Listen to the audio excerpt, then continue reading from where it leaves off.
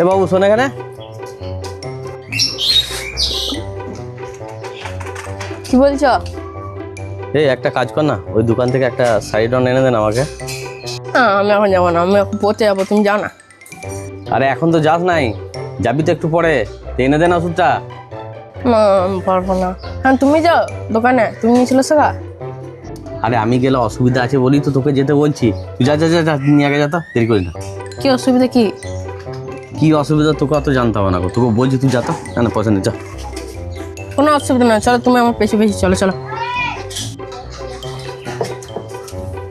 কই গো দোকানে? বল কি বলছিস? তুমি কদিন ধরেই আমাকে বলছিলে যে বাবাকে খুঁজে পাচ্ছি না, যদি খুঁজে এনে দিস একটা বিস্কুট দেবো। এই দেখো বাবাকে খুঁজে এনেছিস। তুমি কোথায় গিয়েছিলে? দাও 500 টাকা। পয়সাটা বাকি করে তুমি গায়েব হয়ে গেছিলে।